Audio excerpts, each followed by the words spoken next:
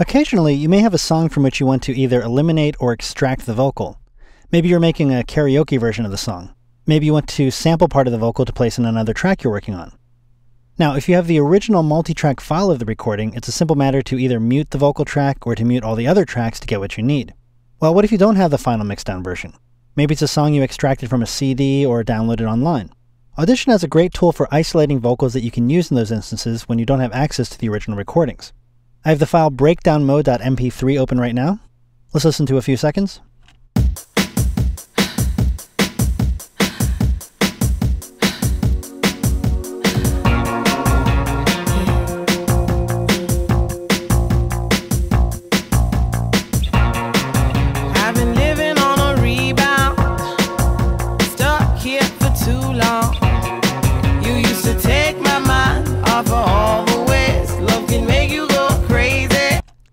So we just heard a lead vocal as well as some background vocals in there. Now how on earth would we go about pulling that vocal out of there? I only have one file here that has all the music mixed together. I'm going to select a portion of the song that has both the vocal and the background vocals, which I think is right about from 30 seconds in to maybe about 55 seconds in or so. Every time I try to leave, I spin around and find all the ways you could be better for me. It's like a merry-go-round we go. This love is making trouble with the highs and the lows. I need to take control before my heart goes to breakdown mode. Okay, so with that selected, I'm going to go to Effects, Stereo Imagery, and choose Center Channel Extractor. So this effect works by honing in on the frequencies that are equally balanced in both the left and right stereo channels, what's known as the center of the mix. Usually the lead vocal as well as bass and other lead instruments are mixed to the center.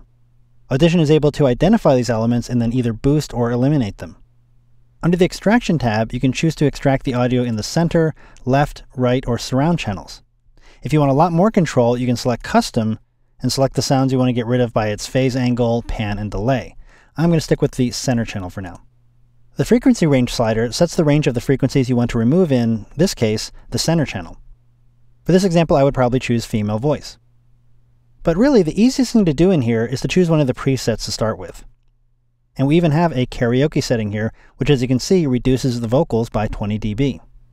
So I'll play this again so you can take a listen, and note how it's actually able to keep the background vocals in while reducing the lead vocal. And I'll toggle this on and off a few times so you can hear what it's doing.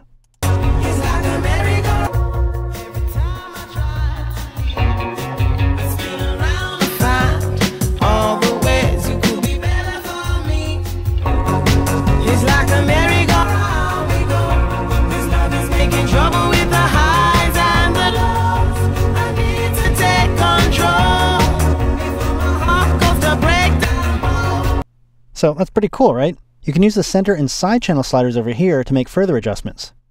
So for example, I can still hear a bit of the lead vocal when the effect is running, so if I want to drop it down even more, I could just drop the center channel down. If I wanted less background vocals, I could drop the side channel levels.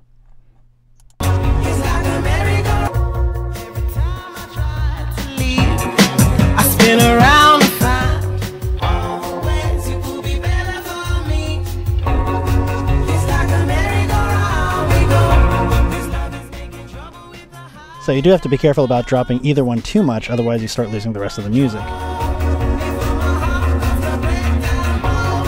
So the presets here are a good place to start from.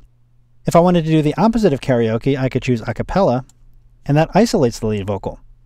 It's like a merry-go-round. Every time I try to leave, I spin around and find all the ways you could.